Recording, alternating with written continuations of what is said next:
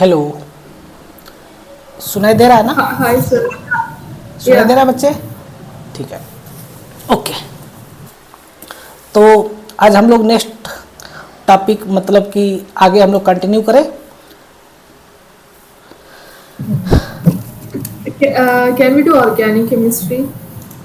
Organic chemistry.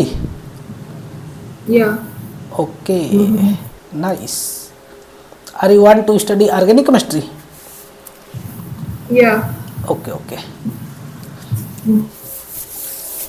Then first please reply my some questions in organic chemistry, then after I judge what you know, and then after I start for your levels according to your levels. Okay, सबसे पहले मैं आपसे कुछ question पूछूं, इसके बाद फिर मैं स्टार्ट करता हूं, चलेगा ना? Okay sir.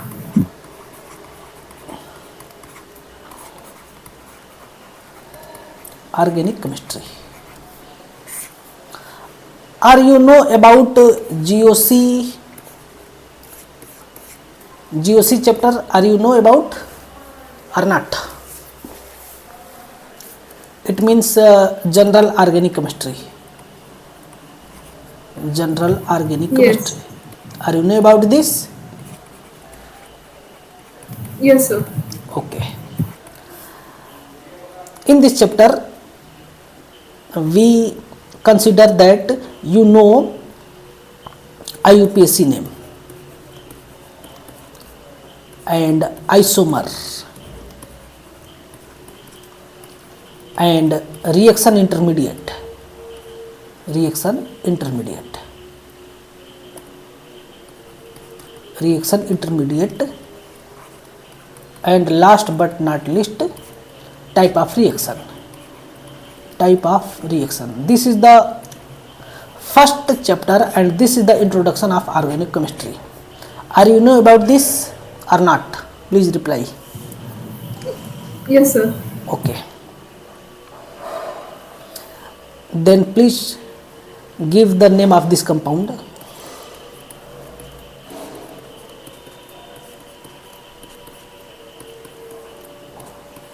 What is the IUPAC name of this compound?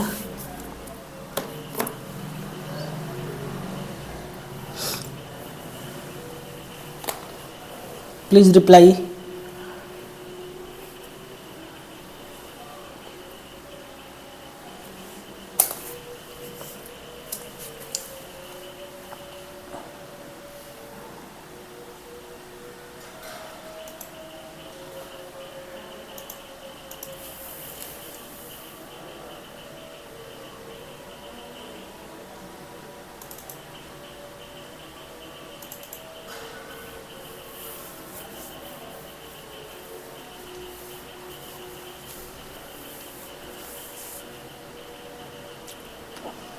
Hello.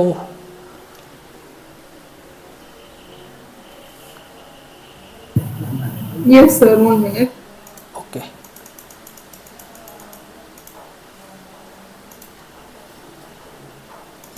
अब ब्यूटोइन कार्बोक्सिलिक एसिड। But 2 in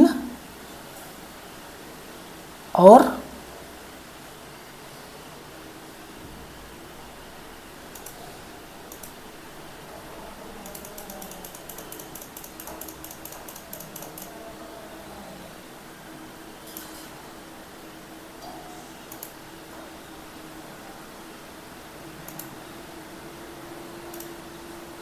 क्या होगा इसका नाम? 1 2 3 4। ओके। तो ब्यूट 2 इन कार्बोक्सिलिक एसिड कैसे होगा? ब्यूट 2 इनोइक एसिड होगा, है ना? ये इसका नाम होता है, न कि कार्बोक्सिलिक एसिड। कार्बोक्सिलिक एसिड का सफिक्स में नाम होता है, सफिक्स में इसका नाम होता है oic acid. Okay, oic acid for this is known as suffix. Carboxylic acid का सफिक्स क्या होता है? Oic acid. Okay, similarly please name this compound.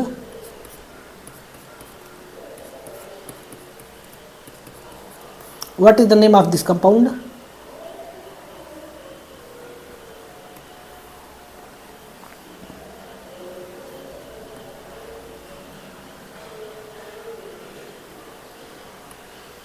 benzaldehyde.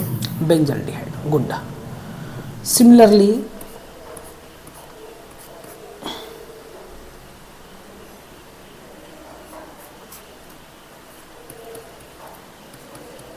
what is the name of this compound?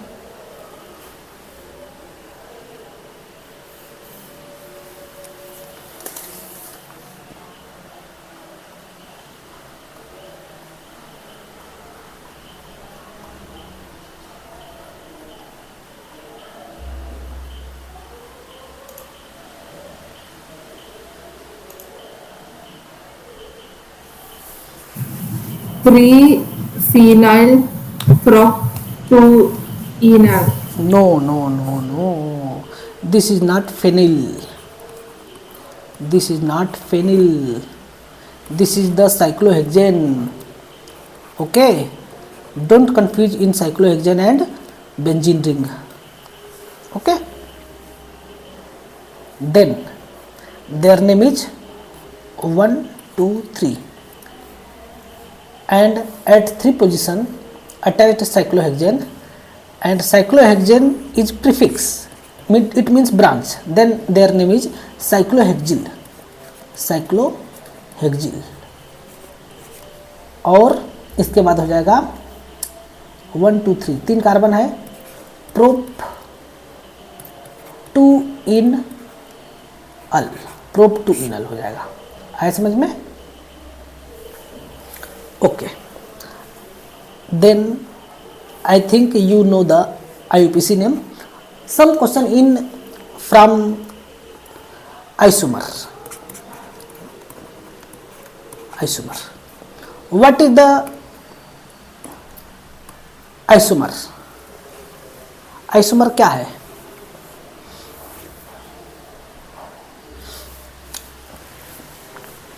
Please give little introduction.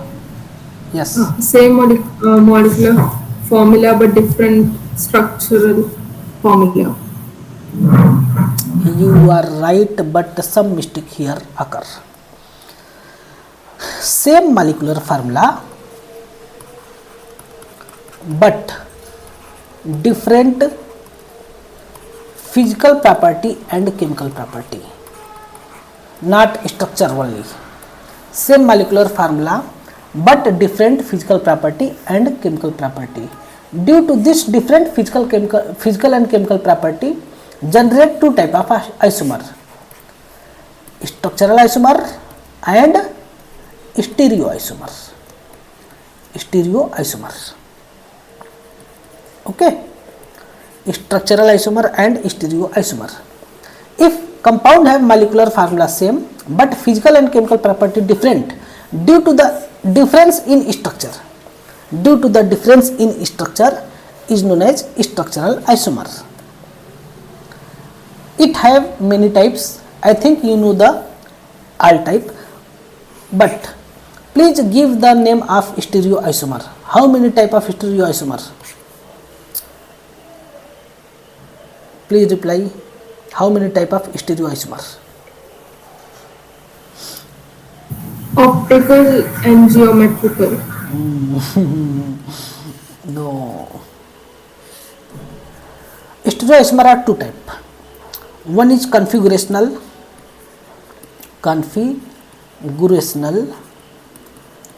and other is conformational,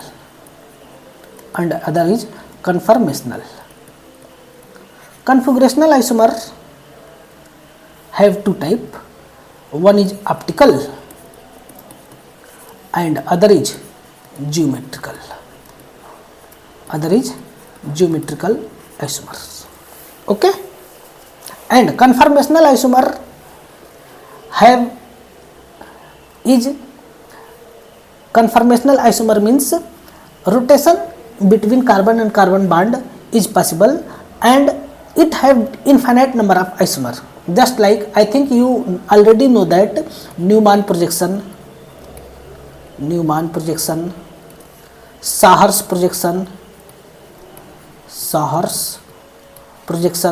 and chair conformer.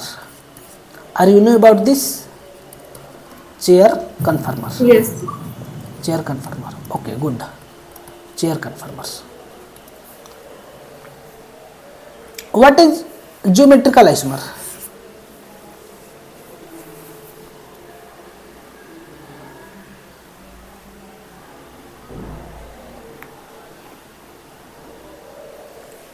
Cis and trans. Cis and trans. This is the name. Cis and trans is name, not isomer. Cis and trans is the name of geometrical isomer. जो compound geometrical isomer show करेंगे उसका नाम होता है cis trans, न कि ये geometrical isomer होता है। इसके साथ साथ कुछ और होता है क्या सिस और ट्रांस के साथ?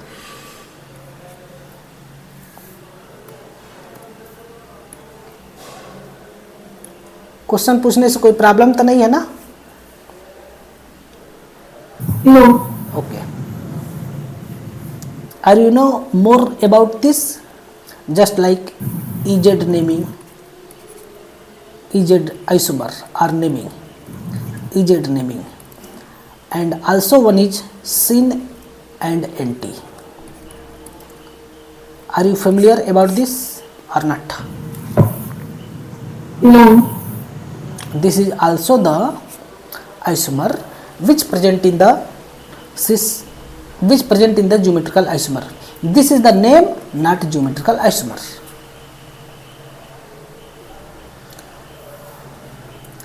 ज्योमेट्रिकल आइसोमर का पहचान क्या होगा?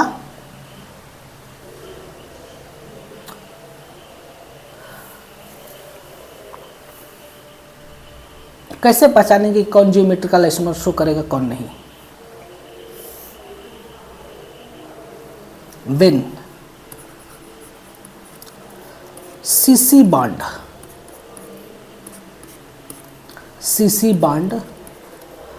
rotation is restricted, rotation is restricted,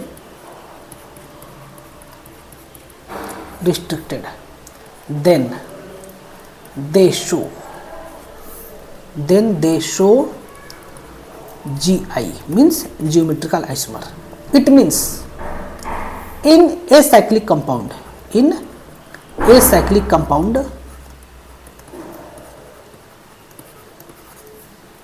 C single bond C never show geometrical isomer,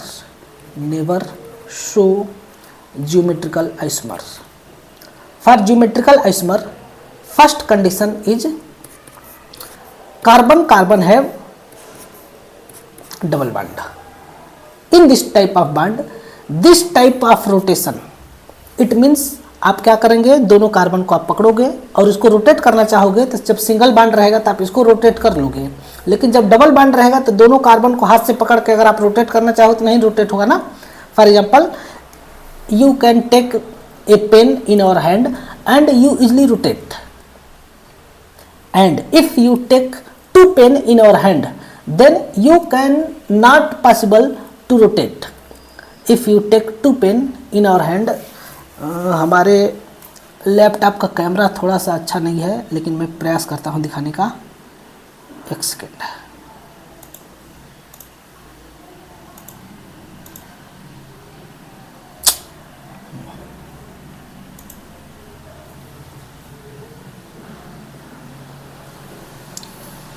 मेरा फोटो दिख रहा है? No. Okay. Why not so?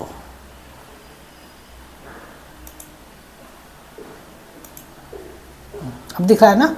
देखिए, अगर हमारे पास एक बॉन्ड रहेगा इस प्रकार से तो मैं इसको आसानी से ऐसे पर रोटेट कर सकता हूँ, लेकिन अगर हमारे पास दो बॉन्ड है इस प्रकार से, तब अगर मैं इसको रोटेट करना चाहूँ तो ये रोटेट होगा?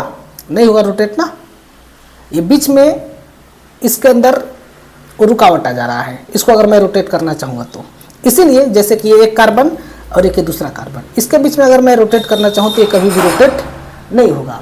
और जब ये रोटेट नहीं होगा इस केस में यहाँ पर क्या हो जाएगा, यहाँ पर आपका जो है कि रोटेशन रिस्ट्रिक्टेड कहलाएगा, अर्थात इस केस में रोटेशन पॉसिबल नहीं होगा।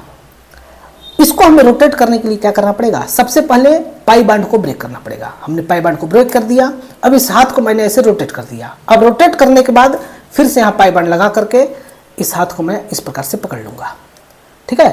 तो अब ये रोटेशन हो गया। इट मीन्स अगर हमें जस्ट लाइक ये हमारा हाथ कार्बन है, तो इससे ये दो बांड, ये दोनों उंगली दो बांड दिखेंगे इस प्रकार से, और इससे ये दो बांड है।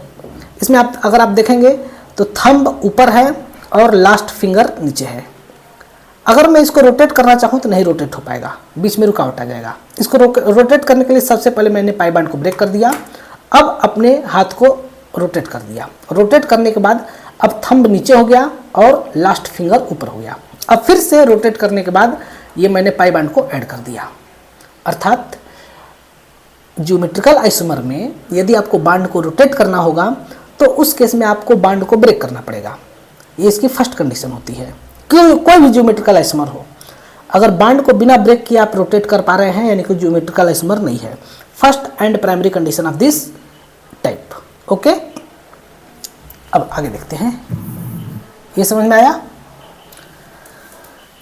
Yes. देन पहला कंडीशन होगा कि रोटेशन इज रिस्ट्रिक्टेड, यहाँ से ये रोटेशन नहीं होना चाहिए। अब सेकंड कंडीशन है कि जिन दो एटम के बीच में आपका रोटेशन रिस्ट्रिक्टेड है वह एटम सेम नहीं होना चाहिए, अर्थात ए बी टाइप का होना चाहिए। इस केस में A is not equal to B होना चाहिए। आया समझ में? ये कंडीशन है। और जब ऐसा होता है तब इसी का नाम होता है सिस और trans.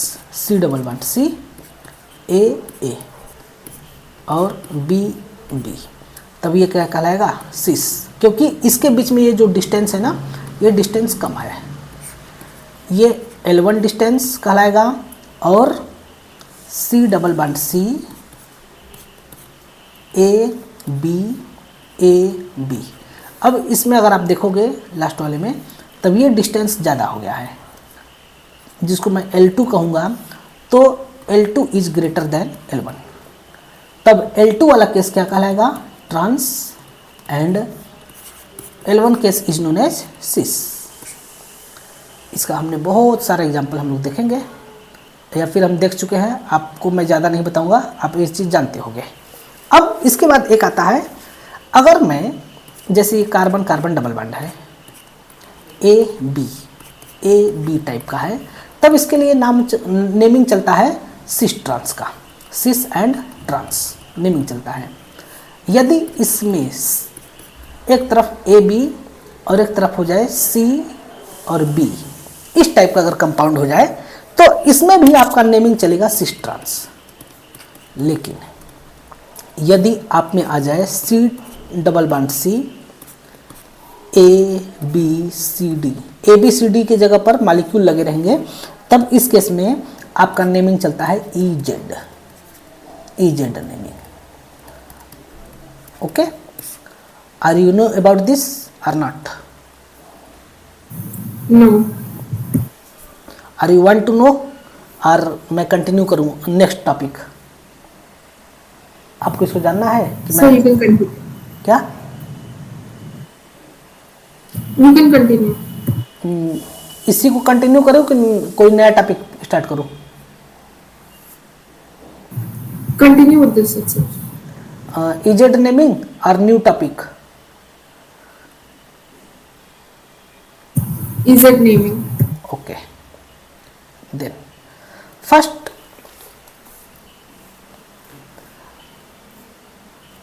in information in EZ naming, first of all the condition is execute. एक मिनट रुकना। Hello sir. हाँ सर। Yes, sir. क्या बना रहे हैं सर? अभी तो मैंने बना लिया है क्या बना है? दलिया। अरे वाह, बस रात को दलिया ना? क्या करें भैया, दिन में खाना नहीं बना पाए थे। खाना नहीं बनाए रहते? नहीं, आज नहीं खाए क्या? नहीं आज दिन में कहाँ खाना, बाहर खाना खाए थे। ओके, नाउ थोड़ा सा आपको बहुत फोकस करके देखना होगा। इजेड नेमिंग तब हम लोग तब करते हैं जब यहाँ पर ए बी सी डी चारों डिफरेंट प्रकार के मॉलिक्यूल होते हैं, तब हम लोग क्या करते हैं, इजेड नेमिंग करते हैं। यह जस्ट लाइक सिस ट्रांस की तरह ही है, सिस ट्रांस की तरह ही है। जैसे कि मैं कर दूँ C+C, यहाँ पर लगा दूँ fluorine, chlorine, bromine and iodine. तब इस केस में कौन सिस है कौन ट्रांस है आप कैसे पहचानोगे, नहीं पहचान पाओगे। तब इस केस में हम लोग करते हैं सिस मतलब ई और जेड नेमिंग करते हैं। तो इसको करने के लिए हमें एक चीज़ सीखना पड़ता है, एक नया रूल जिसका नाम है CIP rule. CIP rule, are you know this name or not, are you know this rule or not, CIP rule. No, sir. Then how to study the optical isomer? Without this rule, optical isomer not possible, never be possible. And how to study the RS naming? Then I think you also know the RS naming. You also know the RS naming. तब तो आप RS naming को भी नहीं जानते होगे जो optical isomer में होता है।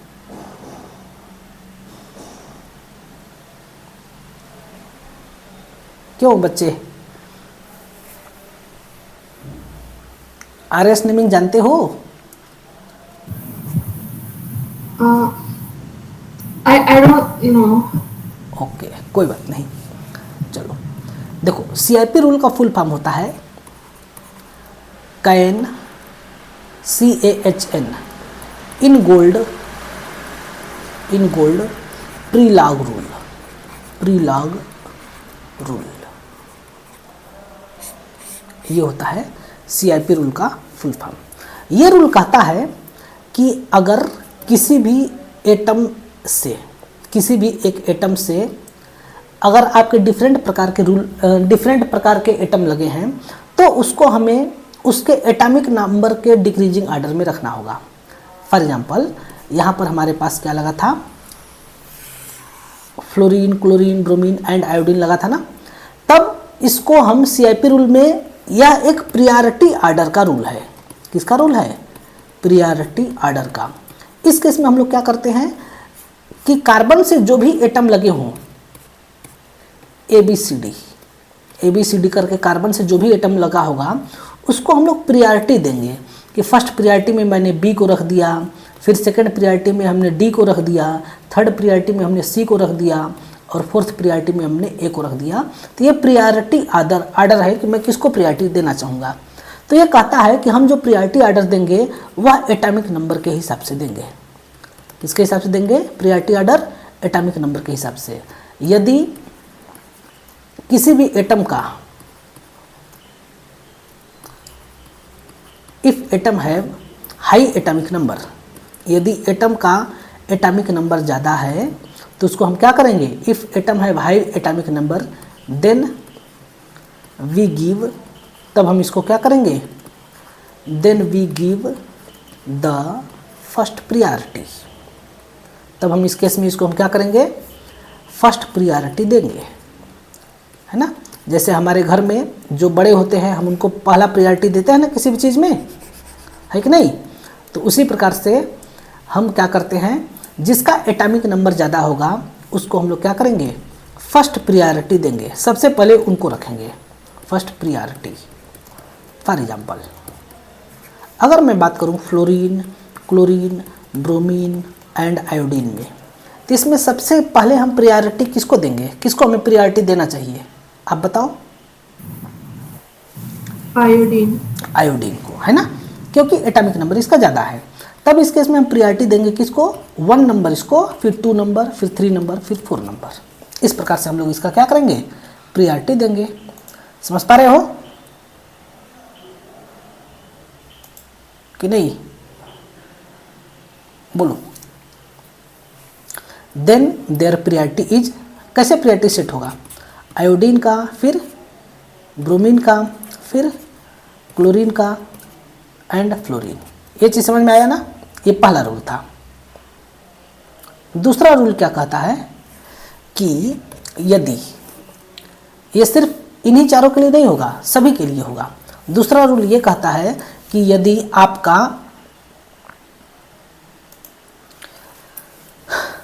आपका पहला एटम सेम हो जाए, if first atom is same, जैसे कि यदि पहला एटम सेम हो जाएगा तब हम चेक करेंगे सेकेंड एटम को। If first atom is same then we check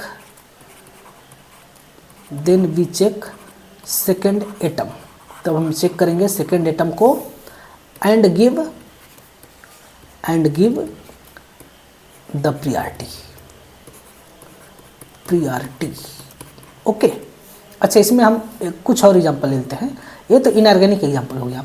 इसमें और एग्जांपल अगर हम लेंगे तो ले सकते हैं हम लोग CH2 CH3 NH2 OH। इन तीनों में से सबसे ज़्यादा प्रियॉरिटी किसको देंगे? तो देखो यहाँ पर कार्बन है, यहाँ नाइट्रोजन, यहाँ ऑक्सीजन। तो ऑक्सीजन का एटॉमिक नंबर 8, नाइट्रोजन का 7, कार्बन का 6। तब हम इस प्रकार से हम लोग इसको प्रियॉरिटी देंगे। फर्स्ट नंबर किसको देंगे? ऑक्सीजन को, फिर सेकेंड नाइट्रोजन को, फिर थर्ड कार्बन को। बाकी पीछे के जो हाइड्रोजन है, ये हाइड्रोजन तीनों में है, तो जब तीनों में है तो क्या हो जाएंगे? सेम हो जाएंगे ना। ये हाइड्रोजन तीनों में है तो ये सेम हो जाएंगे, और जब सेम हो जाएंगे तब इस केस में क्या होगा? जब ये सेम हो जाएंगे तब हम बस फर्स्ट एटम को देखेंगे। क्लियर है? Yes sir. अब दूसरा एग्जांपल देखेंगे। आप ये सब चीज़ें नोट मत करना, मैं आपको ना इसका स्क्रीनशॉट फॉरवर्ड कर दूंगा। Okay okay sir. अगर फर्स्ट एटम सेम हो जाए तब हम चेक करेंगे second atom. For example CH3 CH2 OH CH2 Cl CH2 और NH2 इस प्रकार से हो जाए तब हम क्या करेंगे? तब इस केस में आप पहला आइटम देखोगे कार्बन कार्बन कार्बन कार्बन, जो कि सेम है। और अगर आप अच्छे से देखो तो इसमें CH3 कैसे है? इस प्रकार से है ना। CH2OH कैसे है? CHHOH। CH2Cl कैसे है? CHH और Cl है। फिर CHH और NH2 है, इस प्रकार से। तब इस केस में अगर आप अच्छे से ऑब्जर्व करो तो आप पाओगे कि इतना चीज़ें आपका तीनों में सेम है, मतलब चारों में सेम है कि नहीं? ये चीज़ सभी में सेम है ना, लेकिन डिफरेंस कहाँ पर है? यहाँ पर। तो जहाँ डिफरेंस दिखे वहाँ के हिसाब से मैं प्रायोरिटी दूंगा। तो जो लास्ट वाला एटम जिसमें डिफरेंस हमें दिख रहा है, कहाँ पर डिफरेंस दिख रहा है? ये हाइड्रोजन में, ये OH में, ये Cl में और ये NH2 में। तो मैं इसके हिसाब से प्रायोरिटी दूंगा, यानी कि जब फर्स्ट एटम सेम हो जाए तब हम नेक्स्ट एटम को देखेंगे। तब बताइए प्रायोरिटी ऑर्डर में पहला कौन आएगा? Cl। हाँ, वेरी गुड। CH2Cl पहला आ जाएगा। इसके बाद OH। Yes, CH2OH। Then after CH2NH2 and then after CH3। Okay, इस प्रकार से हम लोग इसको प्रायोरिटी देते हैं। अगला रूल, तीसरा रूल कहता है इफ वी टेक आइसोटोप। जब हम लोग आइसोटोप लेंगे तब आइसोटोप का तो एटॉमिक नंबर सेम होता है ना। इफ वी टेक आइसोटोप तब हम लोग क्या चेक करेंगे? देन वी चेक एटॉमिक, क्या एटॉमिक नंबर तो सेम हो गया, अब चेक करेंगे एटॉमिक मास। आइसोटोप का डेफिनेशन होता है atomic number same, atomic mass different. यदि हम जब आइसोटोप लेंगे तब उस केस में हम लोग एटॉमिक मास चेक करेंगे और एटॉमिक मास के हिसाब से इसका नेमिंग करते हैं। फॉर एग्जांपल अगर मैं इसके बारे में बात करूं तो ये क्या हो जाएगा? HDT, हाइड्रोजन, ड्यूटेरियम और ट्राइटियम, ये 3 एग्जाम्पल हैं, है ना। तब इसमें तीनों का 1H1 1H2 1H3, जिसको कि हम इस प्रकार से लिखते हैं। तब आप बताइए किसको हम प्रायोरिटी ऑर्डर में ऊपर लिखेंगे। हालांकि ये गलत है, जब टी लिख दिए तब ये सब लिखने की ज़रूरत नहीं होती है ना। अगर मुझको ऐसे लिखना चाहिए था, एक मिनट, 1H2 1H3, तीनों में एटॉमिक नंबर सेम है, तब इसमें हम किसको फर्स्ट नंबर देंगे? 1H3। हाँ, वेरी गुड, 1H3, फिर 1H2 एंड 1H1, यानी कि ट्राइटियम, ड्यूटेरियम और प्रोटियम, ये हो जाएगा। इसी प्रकार से अगर मैं एक ले लूँ C12H3 एंड C13H3 और C14H3, तब इस केस में मैं किसको प्रायोरिटी ऑर्डर में ऊपर रखूँगा? 14 वाले को ना, जिसका आइसोटोप में ज़्यादा है। ओके, सिमिलरली इसी प्रकार से OH यहाँ पर 16, OH यहाँ पर 18, तब इस केस में 18 वाले को प्रायोरिटी ऑर्डर में ऊपर रखा जाएगा। All is clear? Yes, sir. Okay, next rule. I think 3 rules are complete. Fourth rule, fourth and important rule. If molecule have multiple bond,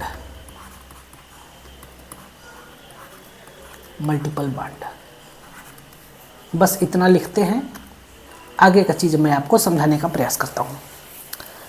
यदि मॉलिक्यूल के पास मल्टीपल बांड होगा, multiple bond means double bond and triple bond, तब इस case में हम लोग क्या करते हैं कि पाई बांड को ब्रेक करते हैं। और पहले सुन लो, इसके बाद ध्यान देना।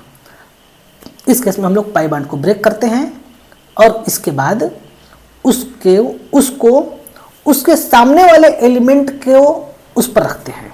फॉर एग्जाम्पल, अभी आप नहीं समझोगे, CH डबल बांड CH2 है और एक है आपके पास C ट्रिपल बांड CH। अब इन दोनों में से मैं आपसे कहूं कि कौन प्रायोरिटी ऑर्डर में ऊपर है, तो आप बता पाओगे कौन होगा ऊपर आपके अकॉर्डिंग? मैं AB नाम दे दे रहा हूँ। हाँ, A और B में से कौन होगा? B। हाँ, कैसे?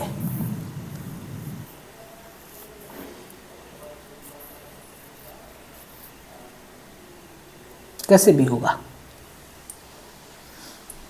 क्योंकि इस केस में आपने आंसर बिल्कुल सही दिया है। इस केस में क्या होता है ना कि हम लोग इसको इमेजिनरी पाई बांड को ब्रेक करते हैं।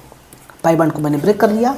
अब ब्रेक करने के बाद जो इसके अपोजिट पर एटम लगे हुए हैं, उस एटम को मैं इस पर रखता हूँ। जैसे CH के, यहाँ CH था, CH के अपोजिट पर लगा है CH2, तो मैं यहाँ CH2 रखूँगा। और CH2 के अपोजिट पर क्या लगा है? CH। तो इस प्रकार से रख दूंगा, है ना। इस हाइड्रोजन को मैं यहाँ बनाता हूँ। इसी प्रकार से मैं इसके बांड को ब्रेक करूँगा। पहले एक पाई बांड को मैंने ब्रेक किया, तब ये क्या बन जाएगा? इसके अपोजिट पर, इस कार्बन के अपोजिट पर क्या लगा है? CH, तो मैं यहाँ पर लिखूँगा। और इस कार्बन के अपोजिट पर लगा है C, तो मैं इसको यहाँ लिख दूँगा। ठीक है, पहला स्टेप। अगेन फिर से एक और जो पाई बांड है उसको मैं ब्रेक करूँगा, CH, यहाँ पर हो जाएगा CH, यहाँ हो जाएगा C। अब इस कार्बन के अपोजिट पर जो लगा है वो क्या लगा है? CH, यहाँ पर देखेंगे इस कार्बन के अपोजिट पर CH लगा है, तो मैं यहाँ लिख दूंगा CH। और इसके अपोजिट पर लगा है C, तो मैं इसको लिख दूंगा C।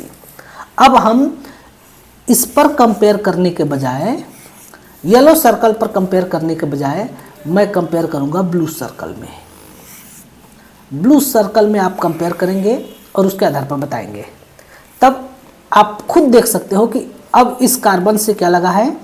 एक CH2 और एक ग्रुप लगा है, और उसके साथ साथ एक लगा है इसके ऊपर हाइड्रोजन, एक लगा यहाँ पर क्या लगा है? हाइड्रोजन लगा है। लेकिन अगर आप इस सर्कल में देखेंगे तो इसमें इस कार्बन से दोनों ही कार्बन लगे हैं और ऊपर से इतना बड़ा कार्बन और लगा है। तो कार्बन का एटॉमिक नंबर ज़्यादा होता है किसके कंपेयर में, इस हाइड्रोजन के कंपेयर में, इस हाइड्रोजन के कंपेयर में उसका एटॉमिक नंबर ज़्यादा होता है, इसलिए ये क्या हो जाएगा, इसलिए इसको हम फर्स्ट प्रायोरिटी देंगे और इसको सेकंड प्रायोरिटी देंगे। आया समझ में? कहीं पर भी यदि डबल बॉन्ड ज़्यादा होंगे तो उसको हम लोग फर्स्ट प्रायोरिटी देते हैं। ये था आपका सिंपल सा CIP रूल। ये समझ में आया कि नहीं, एक बार आप बता दो। Yes, I understood. Okay, then अब हम आते हैं EZ नेमिंग पर। EZ नेमिंग, अब हम EZ नेमिंग किसके अंदर करेंगे, डबल बॉन्ड के अंदर, C डबल बॉन्ड C। लेकिन हमें CIP रूल लगाना है ना, तो हम दो जगह CIP रूल लगाएंगे। एक जगह मैं CIP रूल लगाऊंगा, इस साइड में अलग CIP रूल चलेगा और इस साइड में अलग CIP रूल चलेगा, है ना। तो अगर मैं इस सर्कल में CIP रूल लगाऊंगा तो ब्रोमीन और फ्लोरीन में से ब्रोमीन को मैं कितना नंबर दूंगा, 1 नंबर, और फ्लोरीन को क्या दूंगा, 2 नंबर्स, है ना। इसी प्रकार से मैं क्लोरीन और हाइड्रोजन में से क्लोरीन को दूंगा फर्स्ट नंबर और हाइड्रोजन को दूंगा सेकंड नंबर। तो ये तो बस मैंने अभी नंबरिंग किया। अब इसमें कौन E होगा कौन Z होगा ये कैसे पता चलेगा। तब अगर आप देखेंगे तो 1 और 1 कहाँ पर है, कम डिस्टेंस पर, और 2 और 2 कम डिस्टेंस पर है। अगर मैं इसी का उल्टा कर दूं, C डबल बॉन्ड C, यहाँ पर Cl, यहाँ H, यहाँ पर मैं कर दूं F और यहाँ पर कर दूं Br, तब इसमें अगर मैं CIP रूल लगाऊंगा तब आप ध्यान से देखोगे तो पाओगे ये 1 होगा, ये 2 होगा, यहाँ पर ये 1, ये 2। अब इस केस में आपका ये डिस्टेंस है L1 और यहाँ पर ये डिस्टेंस 1 और 1 के बीच में क्या हो जाएगा, L2 हो जाएगा। तब यदि आप देखोगे तो ये जो फर्स्ट वाला है, ए वाला जो कंपाउंड है, यह कुछ कुछ सिस की तरह दिख रहा है ना, और जो सेकंड वाला है जो कि जिसको मैं बी की का करके डिनोट कर रहा हूँ, यह कुछ ट्रांस की तरह दिख रहा है कि नहीं, बोलिए। इतना समझ में आया कि नहीं, पहले बताओ। Yes. हाँ, यहाँ पर 1 और 1 लेस डिस्टेंस के बीच में है और 1 और 2 ज़्यादा डिस्टेंस के बीच में है। तो आप इंडिया में रहे हो कि नहीं कुछ दिन तक, पहले ये बताओ। No. बिल्कुल नहीं इंडिया में रहे हो। No. ओके, कोई बात नहीं। तो अपने इंडिया में हिंदी समझ में आता है ना थोड़ा बहुत। Yeah. हाँ, तो अपने इंडिया में अगर किसी को हमें रेस्पेक्ट देना होता है तो उसके नाम के आगे क्या लगाते हैं, उसके नाम के आगे लगाते हैं जी। Are you know about this? Yes. Okay, then you very easily know the trick. तब इस केस में हमें सिस और ट्रांस को थोड़ा सा रिस्पेक्ट दे देंगे तो पता चल जाएगा कि कौन सिस कौन ई होगा कौन जेड होगा। जैसे कि आपका नाम क्या है, आपका नाम शीजा है ना। Yes. हाँ, तो आपको अगर रिस्पेक्ट देना होगा तो क्या बोलेंगे, शीजा जी, है ना। मेरा नाम राजेश है तो मुझे अगर रिस्पेक्ट देना होगा तो राजेश जी, ये आपको पता होगा ना। Yes. हाँ, तो अगर हमें सिस ट्रांस को रिस्पेक्ट देना होगा तो मैं क्या करूंगा, बोलो। Cis trans G. हाँ, सिस ट्रांस जी। आया समझ में? बस यही ट्रिक है। नाम नहीं पता चल रहा है, तुरंत क्या करेंगे, इसको रिस्पेक्ट देंगे, सिस ट्रांस जी। अर्थात अब समझ में आ रहा है, जो हमें सिस दिख रहा था वो होगा जेड, और जो ट्रांस दिख रहा था वो क्या होगा, ई। तब और ये कब के लिए होता है, जब इस कार्बन कार्बन मल्टीपल बॉन्ड के बीच में आपका 4 डिफरेंट एटम अटैच हो, तब ये सिस ना हो करके क्या हो जाएगा, बोलो, Z. जेड। Very good. और ये ट्रांस ना हो करके ई हो जाएगा। ओके, इतना समझ में आया बच्चे? Yes. Good. Then now we start the something more. तब मैं आपको क्वेश्चन दे रहा हूं, अब आप बताइए कि ये सिस है कि ट्रांस है।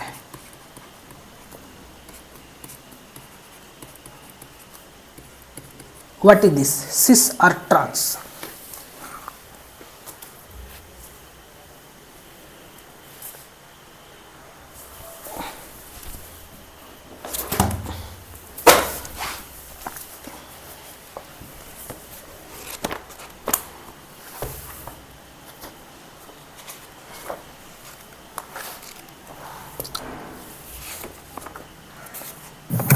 Trans.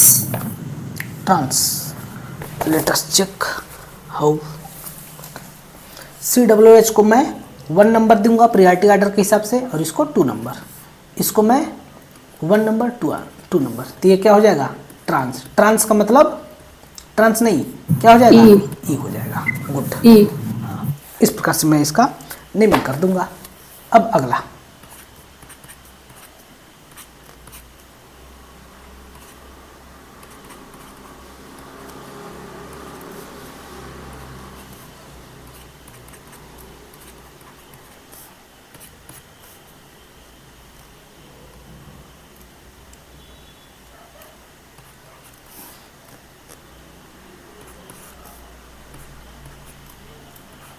ये ड्यूटेरियम है। ये बताइए ई है कि जेड है?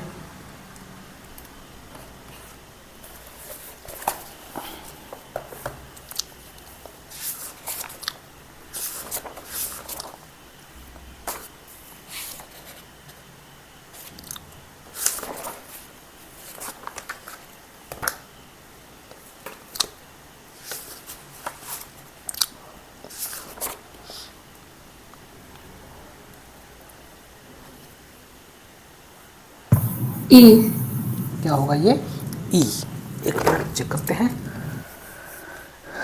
1 number 2 number, 1 number 2 number, good. ये क्या हो जाएगा? ई हो जाएगा। ठीक है, I think you know about this and we last naming in this topic known as syn anti naming. Okay, syn anti naming. First you say, are you know about carbocation, carbanion or not? Yes. Carbocation, carbanion, carbon free radical, कार्बिन, carbocation, कार्बेनायन। मैं जो लिख रहा हूँ उसमें से बताओ कि आपको कौन सा नहीं पढ़े हो। Carbanion, carbon free radical, carbon free radical and carbene and last benzyne. Benzyne, इसमें से आप कौन सा नहीं पढ़े हो? Carbene. कार्बिन नहीं पढ़े हो। बेंजाइन पढ़े हो? Yeah. Okay. Carbon free radical? Yes. then you know the stability of carbon free radical, carbanion and carbocation. I think you know. Okay, Yes. then good.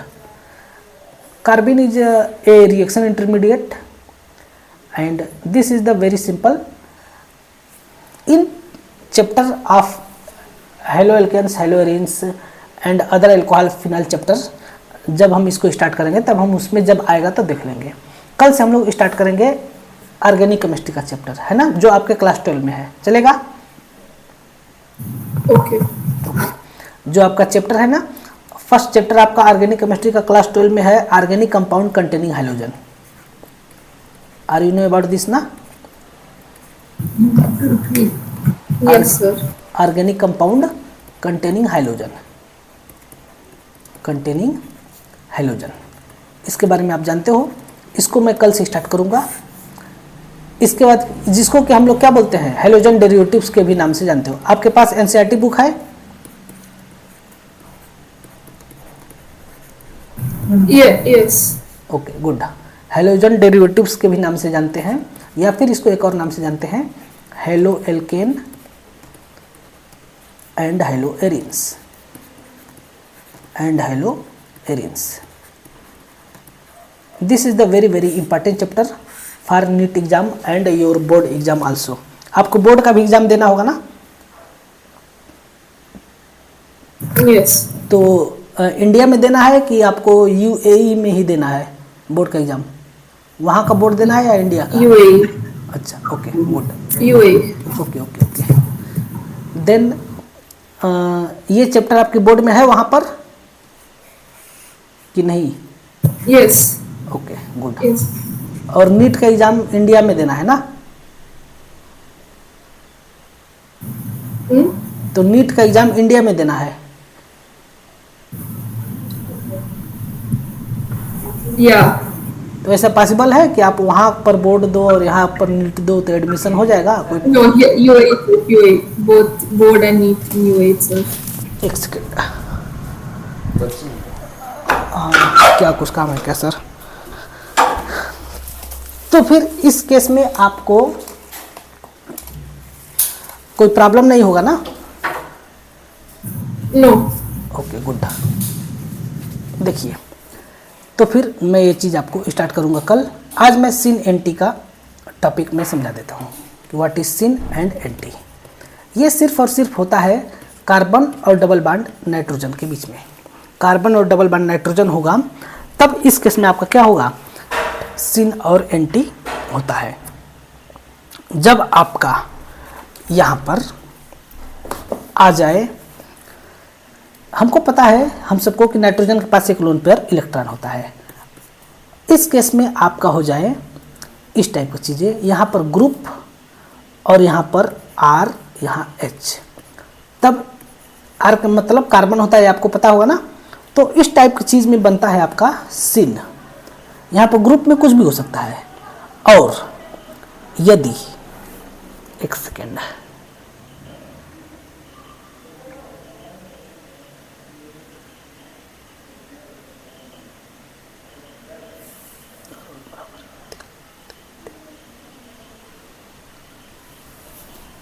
इस केस में ये होता है आपका सिन। लेकिन अगर मैं यहाँ पर कर दूँ सी डबल बॉन्ड एन, ये लोन पेयर को मैं यहीं रहने दूँ, यहाँ ग्रुप लगा दूँ, ये हाइड्रोजन और यहाँ पर ये कार्बन, तब ये आपका बनता है एंटी। ओके, इसमें थोड़ा सा उल्टा होता है।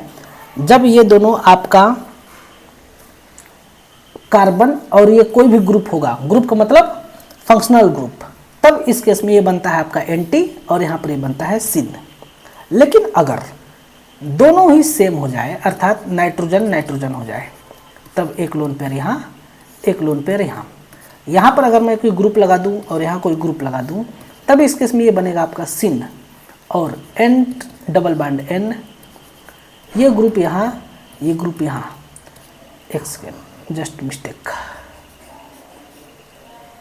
यहाँ पर लगा दो ग्रुप,